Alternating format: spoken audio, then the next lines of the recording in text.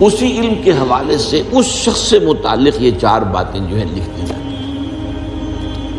اب اس کو سمجھنا چاہیے، اصل میں جو بات مسئلہ تقدیر کے سمجھنے میں جو یوں سمجھیے کہ ایک بہت آسان فارمولہ ہے اگر سمجھنا چاہے انسان، اور یہ میں عرض کر چکا ہوں کہ سمجھنا چاہیں گے تو سمجھ جائیں گے، تفصیل میں جائیں گے تو الجھ جائیں گے، اور مناظرہ اور مباحثہ کریں گے تو گمراہ ہو جائیں گے۔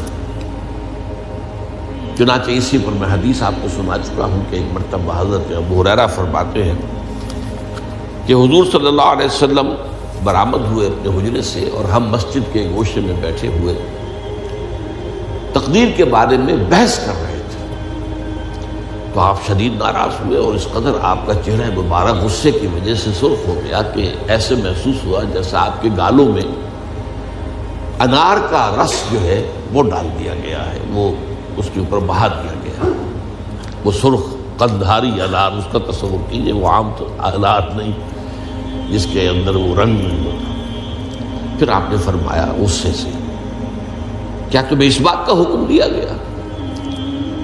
کیا مجھے تمہاری طرف اسی کام کے لیے بھیجا گیا کہ اس مسئلے میں تم بحث کرو؟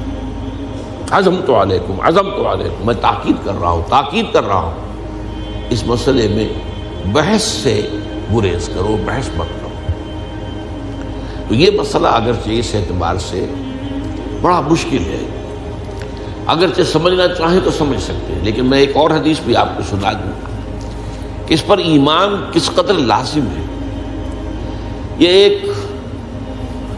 تابعی ہے حضرت ابن دالمی رحمۃ اللہ علیہ، وہ فرماتے ہیں، طویل حدیث ہے، میں اس کا خلاصہ بیان کر رہا ہوں، کہ میرے دل میں تقدیر کے بارے میں کچھ وسوسے پیدا ہوئے، تو میں نے جو بھی کبار صحابہ اس وقت زندہ تھے، بقید حیات تھے، ان سب سے ملاقات کی۔ ابی ابن کعب رضی اللہ تعالی عنہ، جن کے بارے میں حضور نے فرمایا ہے کہ اقرأہم ابی ابن کعب، میرے صحابہ میں قرآن کا سب سے بڑا عالم ابی ابن کعب۔ ان کے علاوہ عبداللہ ابن مسعود کے پاس بھی میں گیا رضی اللہ تعالیٰ عنہ، جن کی حدیث ہم پڑھ رہے ہیں۔ حذیفہ بن یمان کے پاس میں گیا رضی اللہ تعالیٰ عنہ۔ ان سب نے ایک بات یہ کہی کہ دیکھو، ایک بات تو یہ جان لو کہ اللہ تعالیٰ کی قدرت سب شے پر حاوی ہے۔ اللہ تعالیٰ اگر لو ان اللہ عذب اہل سماواتہ واہل ارضہ عذبہم وہو غیر ظالم لہم، اللہ اگر تمام آسمان والوں کو اور تمام زمین والوں کو عذاب دے تو اسے عذاب دینے کا حق حاصل ہے، وہ عذاب دے سکتا ہے بغیر اس کے کہ ہم کہیں کہ وہ ظالم ہے۔ تمام زمین والے اور تمام آسمان والوں میں تو نیکوکار بھی آ گئے۔ یہ اصل میں ایک بڑا اہم مسئلہ ہے کہ جو ہمارے اور معتزلہ کے درمیان مختلف فی ہے۔ معتزلہ ہی کے انداز میں اہل تشیع کا عقیدہ بھی ہے کہ اللہ پر عدل واجب ہے، اہل سنت کے نزدیک اللہ پر کوئی شے واجب نہیں، اللہ کا اختیار مطلق ہے، جو چاہے کرے۔ چنانچہ وہ ظالم کو معاف کر سکتا ہے جب چاہے، اور وہ کسی اچھے آدمی کو عذاب دے سکتا ہے جب چاہے۔ یغفر لمن یشاء ویعذب من یشاء واللہ علی کل شیء قدیر۔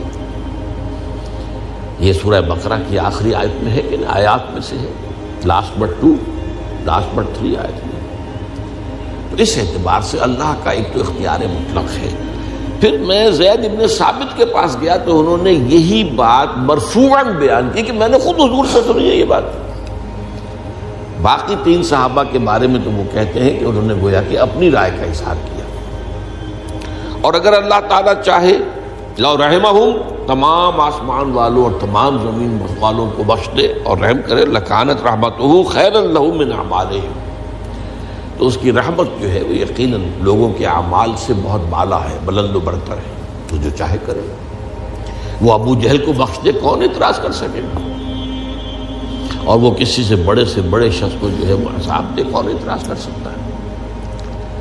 اس اعتبار سے پھر انہوں نے فرمایا وَلَوْ أَنفَقْتَ مِثْلَ أُحَدٍ ذَهَبًا اور دیکھو ابن دیلمی جان لو، اگر تم احد کے پہاڑ کے برابر سونا اللہ کی راہ میں خرچ کرو گے فی سبیل اللہ ما قبل اللہ منک حتی یؤمن بالقدر، اللہ تعالیٰ اسے تم سے قبول نہیں کرے گا جب تک کہ تم تقدیر پر ایمان نہیں رکھو۔ اور اس کے بعد فرمایا اعلم، جان لو، انما اصابک لم یکن لیخطئک، جو چیز تم پر واقع ہوتی ہے، کوئی تکلیف آتی ہے، کوئی حادثہ پیش آتا ہے، وہ تم سے ٹلنے والا تھا ہی نہیں۔ مطلب یہ کہ تم سوچو کاش میں یوں نہ کرتا، یوں کر دیتا، اگر یہ ہو جاتا، وہ ہو جاتا تو میں بچ جاتا، وہ تو آنے والی بات تھی، وہ اللہ کی کتاب، وہ اللہ تعالیٰ کے علم قدیم کے اندر پہلے سے لکھا ہوا تھا، تو موجود ہے، تو وہ تو آنی ہی آنی تھی۔ وَأَنَّمَا أَخْطَأَكَ لَمْ يَكُنْ لِيُصِيبَكَ، اور جو چیز کہ تم سے چھوٹ گئی، جاتی رہی، تمہارے ہاتھ سے نکل گئی، ممکن ہی نہیں تھا کہ وہ تمہیں ملتی، وہ اللہ تعالیٰ کا وہ جو علم قدیم ہے اس کے اندر پہلے سے طے ہے۔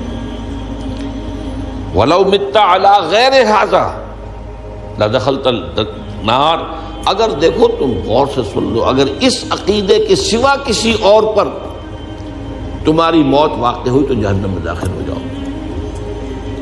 تو یہ اس ایمان بالقدر کی اہمیت کا معاملہ۔ اس کے لیے جو میں کہہ رہا تھا کہ ایک فارمولہ جو سمجھ میں آ سکتا ہے وہ یہ ہے، انگریزی کی جو اصطلاحات کے حوالے سے پہلے میں واضح کروں گا وہ ذرا زیادہ واضح ہے۔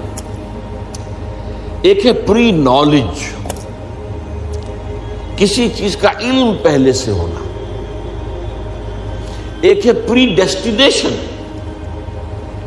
کسی شے کا پہلے سے طے پا جانا۔ ان دونوں میں گڑبڑ کا نہیں کرنا چاہیے۔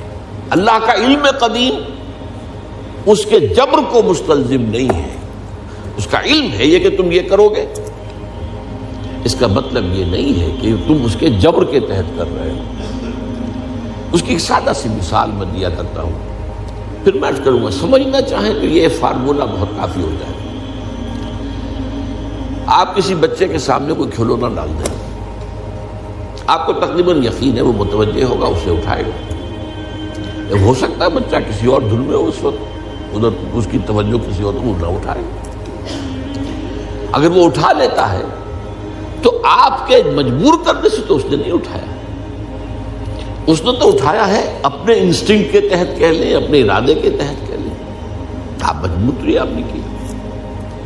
لیکن اللہ تعالیٰ کا جو اندازہ ہوتا ہے، وہ اندازہ قدر کے معنی اندازہ بھی ہے، میں بیان کر چکا ہوں آپ کو۔ اس کا جو علم قدیم ہے وہ غلط ثابت نہیں ہو سکتا، ظاہر بات ہے کہ پھر تو اعلیٰ کل شیء علیم وہ ہے، اس کا علم قدیم جو ہے اس میں کوئی خطا نہیں ہو سکتی۔ یہ ہے در حقیقت پری نالج اور پری ڈیسٹینیشن، دونوں کے اندر فرق کر لیا جائے، یہ جبر نہیں ہے۔ ہاں اللہ تعالیٰ کا علم ہے، اس علم کے مطابق چیز جو ہے وہ لکھتی گئی ہے، وہ تو ہو کر رہی ہے، ہوتی تو ہے، لیکن اس کے